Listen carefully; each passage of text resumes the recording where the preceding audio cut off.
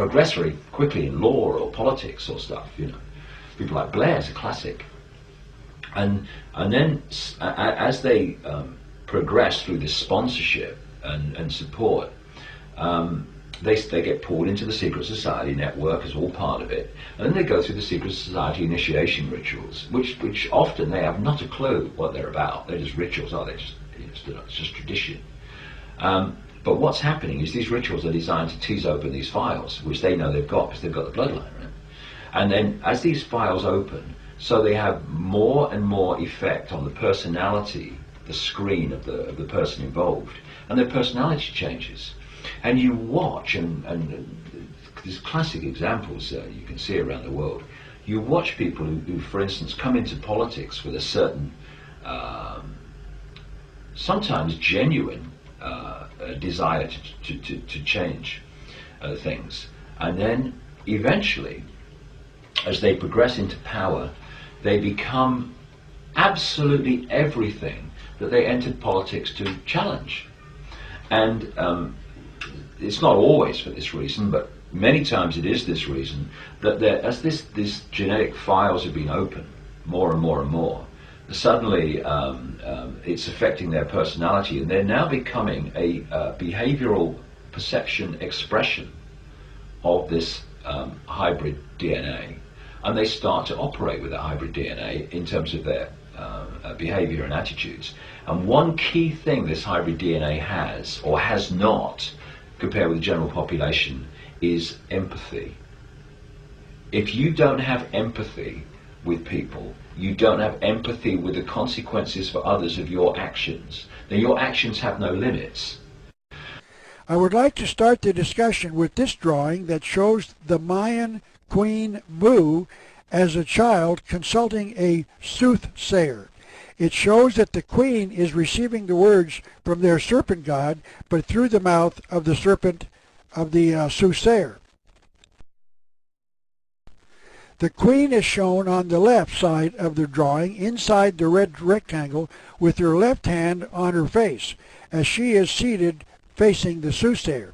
She is depicted as a young girl, perhaps in her early teens. The soothsayer is shown in the green rectangle, and she is seated in front of the queen, with what appears to be a little table between them. She is shown in front of two other women and two huts. Behind the soothsayer, in the yellow rectangle, is a huge serpent which towers above the scene. Notice that it has its mouth open as if it is speaking to the soothsayer and the queen as well. The book that included this drawing in its pages said that the winged serpent behind her represented the protective genius of the Mayan Empire. So the snake protected the Mayans. This is a representation of Prince Ko of the Mayans in the heat of battle. His head is near the center of the drawing, and behind him and taller than he appears is the winged serpent, also representing the protective genius of the Mayan Empire. So the serpent was an important part of the worship of the Mayan and Aztec people, which means that it was an important part of the South American culture before the earliest Europeans landed in America. The American people have been told by the majority of the historians who have examined this nation's past that the name America was named after Amerigo Vespucci, supposedly the navigator for Christopher Columbus. But there is an alternative explanation. William Still, in his book entitled New World Order, offers the following explanation. The word America may be the product of secret societies. In an 1895 magazine named Lucifer, notice the name, Lucifer is the name of the magazine, James Price gave an insight into the meaning of the word America.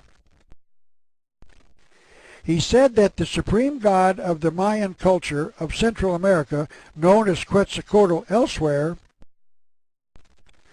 was known as Amaru in Peru. Amaru's territory was known as Amaraku. Amaraku. And the word ka means territory, so it's a territory of Amaru. According to Price, from the latter comes the word America. America, or Amaraku, is translated land of the serpent. Mr. Price was not the only one to make this claim. Robert B. Stacy Mudd wrote a book entitled Atlantis, Mother of Empires, in which he attempts to make the claim that the Mayans came from the nation known as Atlantis, an island that allegedly sank during an earthquake. This is not the place to discuss his charges, but he does draw another startling conclusion. Quetzalcoatl, the Mayan god, was known as Kulkulkan among the Aztecs. In Peru, he was known as Amaru. But all of these names have an identical meaning, in other words, the feathered serpent. From the Peruvian name comes Amaraca. This is a photograph of a feathered serpent in the 33rd degree Masonic Temple in Washington, D.C. Notice that the head of the serpent has wings. It is a feathered serpent.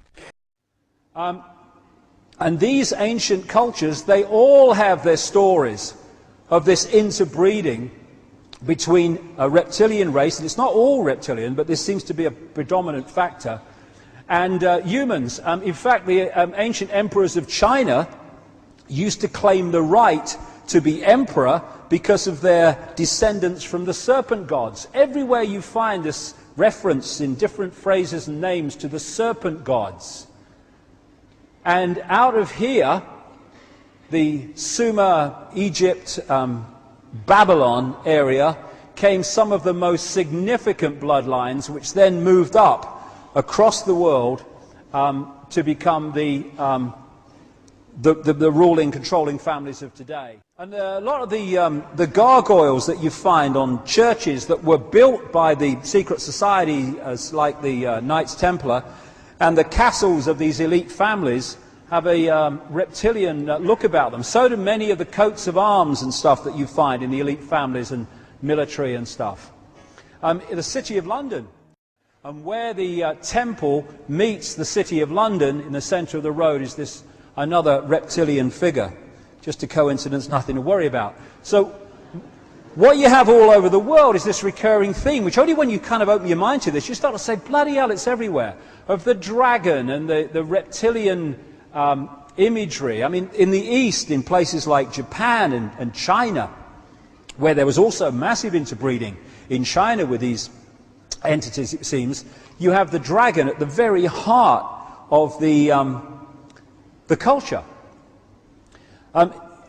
The Messiah, the word Messiah, it seems, comes from Mesa, which is the Nile crocodile, because the pharaohs were anointed with the fat of a Nile crocodile as part of the coronation.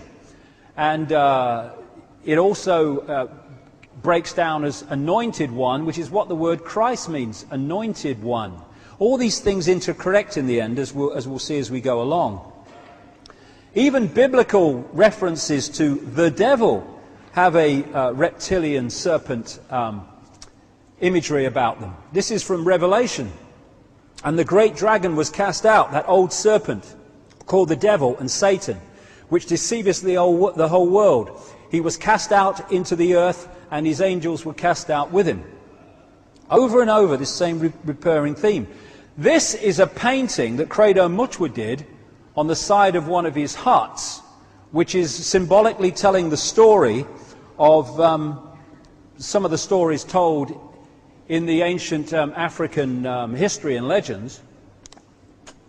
And where do I find this again but on the logo of Alfa Romeo? Extraordinary. And on the other side of Alfa Romeo, you have the red cross on the white background of the Knights Templar, the very elite secret society within the Illuminati bloodline network. Now, as I get started this afternoon with the real presentation, I want to tell you, originally when I was invited to speak here, and some of you may have even remembered some of the old advertisements, I was going to talk about the subject of biotechnology and transhumanism. Biotech, of course, being one of the emerging fields of science that transhumanists, which is also an emerging, relatively new field of philosophy, but it's not the lunatic fringe. Of course, some of the lunatic fringe are part of it, and I guess one could argue that even those who are among the academics in the universities are also lunatics. But there's a great deal of PhDs behind this movement today, and law schools and laws that are being formed, because these people imagine using now these emerging fields of science, biotechnology, nanotechnology, neuropharmacology, genetic engineering, artificial intelligence, mind uploading, mind downloading, RFID, implant technology. They imagine using these fields of science in order to alter what it means to be a human. They really do view this as the next step in human evolution. And that through the adaptation of these new fields of science, they are transhumans en route to becoming post-humans, even to altering our DNA, literally rewriting what God made, so that eventually we will have a post-human species that they see really on the near horizon. And even some of the peer-reviewed journals, and then even some of the more, I guess, sexier forms of media are talking about how within even the next 10 years we will have the first truly transhuman species walking among us. We're already seeing this at the embryonic level. It's already happening with genetically modified crops. It's already getting into the environment. But had I gave that lecture, I wanted to focus not just on transhuman aspirations, but the prophetic implications from my point of view, because it seems to me, and actually in this new book that Dr. Stan referred to, Apollyon Rising 2012, it seemed to me that much of what we're seeing in this science is a repeat of what these old characters call the Watchers did a long time ago in blending humans and animals and DNA and creating a new form of species that became known as the Nephilim, and which brought judgment upon the earth. But we're talking about a technology who at its core originally carried the idea of the incarnating of fallen angels. Now, some may see this all as pure mythology, but I want to tell you a story today about true believers. An occult hierarchy, a title that Dr. Stan has made widely known, that are operating behind the governments of the world, including the government of the United States of America, towards a new world order which will be headed by a personality identified in the Bible, which again Catherine was talking about earlier, known as the Antichrist, the true incarnation of a fallen angel.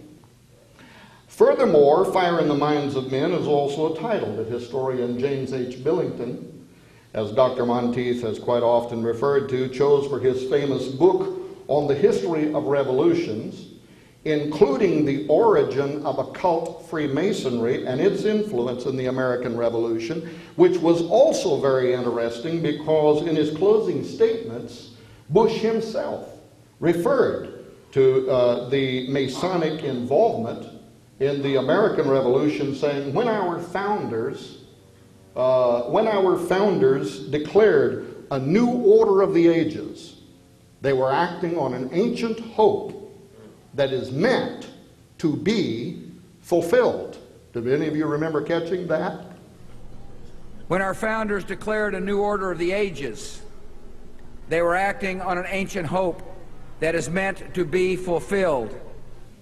When they made this phrase, Novus Ordo Seclorum, they were acting on an ancient hope, an ancient scheme, an ancient plan that evidently hasn't yet been fulfilled at that time, because he said it is still meant to be fulfilled. With this phrase, a new order of the ages, is, of course, taken from the Masonically designed Great Seal of the United States of America, which we'll talk about in a moment. But this was interesting that Bush referred to this as an ancient hope. I guess a hope for some people, maybe a nightmare for others. But to the illumined elite, really, and a handful of historians and scholars, these inaugural addresses by the president were really just important additions in a larger series of carefully crafted speeches in which line-by-line analysis of his public references seemed to be unveiling, uncovering what appeared to be coded messages that were being sent to somebody. And an angel still rides in the whirlwind and directs this storm. Former MI6 intelligence officer, Dr. John Coleman, had written a book called The Committee of 300. I don't know if any of you have ever read that, but in it he claims inside knowledge concerning world manipulation by an occult Illuminati elite. And according to Coleman, the angel in the whirlwind is also known as the Mariah conquering wind, and it's actually a title not only are the highest of the occult order known by, but in particular it is a phrase that is used at important moments in time. They're signaling each other. Now exactly what they were signaling to each other I don't know, but I will tell you, to researchers like David Bay, my friend who's the director of Cutting Edge Ministries, the signal was clear. The events surrounding 9/11 was, in his opinion, either designed for or was handily used for, after the fact, a catalyst to set the stage for the final stages in the Masonic Baconian dream of the New Atlantis. The New Atlantis, of course, being what Freemason and Rosicrucian adepts of Bacon believed was the goal of the Americas, that the United States was to become the new Atlantis. Now, among other things, I will say this. At an occult level, at a deeply occult level, if before 9/11 leaders of truly dark powers had determined that the ascendancy for the new Atlantis had finally arrived, then occult magical tradition suggests that they might have triggered an event. And this would be something surrounding a mega ritual offering. I mean, are we talking about the people who died on 9/11? I would sure hope not. Did you know that the capital of the United States is often called the Mirror Vatican? And that's because of the strong similarity between some of its primary buildings and streets. Well, that's no accident. In fact, the founding fathers first called the capital city of the United States Rome. But the parallelism between Washington and the Vatican is no more clearly illustrated anywhere else other than by the Capitol dome facing the obelisk known as the Washington Monument, and in St. Peter's Basilica in the Vatican by a similar dome facing a familiar obelisk, both of which were, according to their own official records, fashioned after the Roman Pantheon, the domed rotunda dedicated to all pagan gods. Now this pattern, a dome temple facing an obelisk, this is an ancient alchemical blueprint that was used by the highest in history, the highest levels of the occult order for one purpose: to generate the resurrection of the god into the personage or the leader of that country or government represented by that individual. In 1833, Massachusetts Representative Rufus Coyote agreed, saying, "We have built no temples but the Capitol." Now why would that be? Why would the builders have been referring to our Capitol dome as a temple? Well, in 1793, when the cornerstone of the U.S. Capitol building was laid by George Washington in full Masonic garb and ritual, Maryland Grandmaster Joseph Clark was there that day as Grandmaster pro tempore, and to cannon fire, here is what he said, both before and after cannon fire, he proclaimed this loudly: I have every hope that the grand work we have done today will be handed down to as late posterity as the like work of that ever memorable temple to our order, erected by our Grand Master Solomon.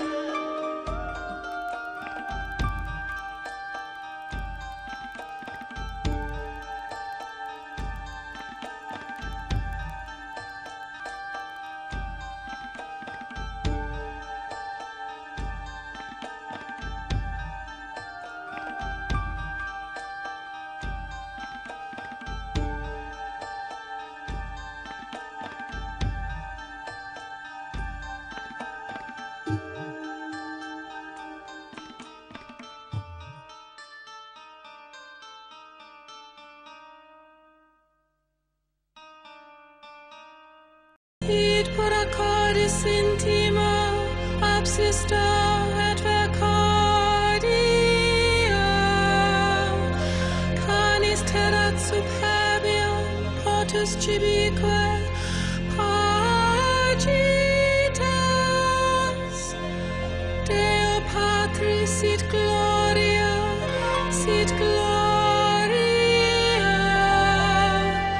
eusque soli Filio soli Filio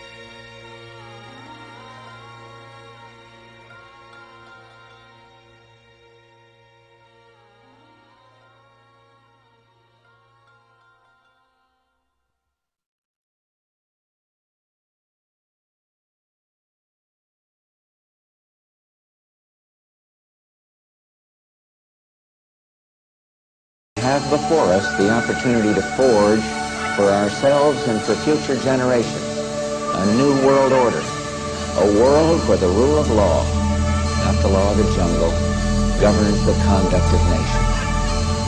When we are successful, and we will be, we have a real chance at this new world order. I think a new world order is emerging. When really a new world order can be created, it's a great opportunity. This phrase that I often use myself, that we needed a new world order.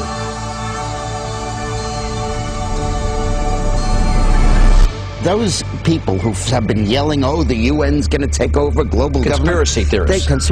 They've been crazy, but now they're right. Yeah, well, when it's happening. When Geithner said he would be open to the idea of a global currency last week, those conspiracy people had said and suggested that for years. Right. You're not wrong.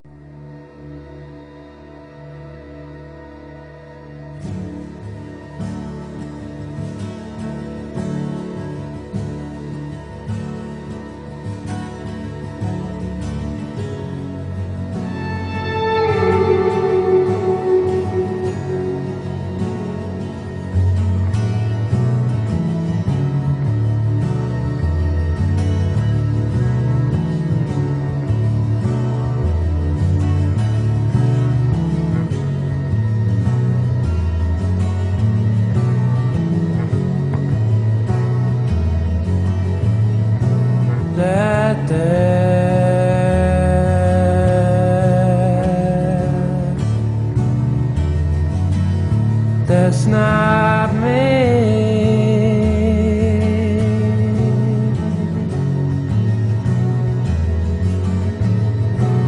I go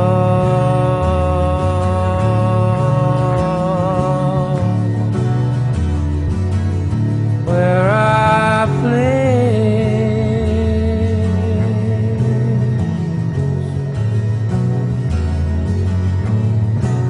I walk through walls.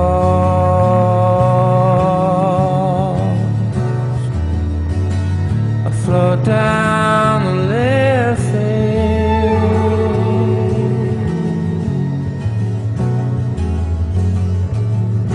I'm not here.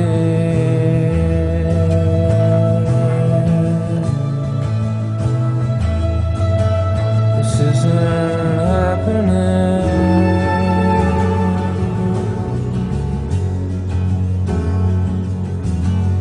I'm not here.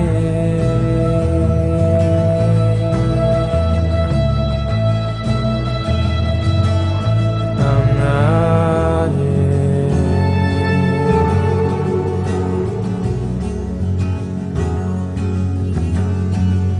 In a little while,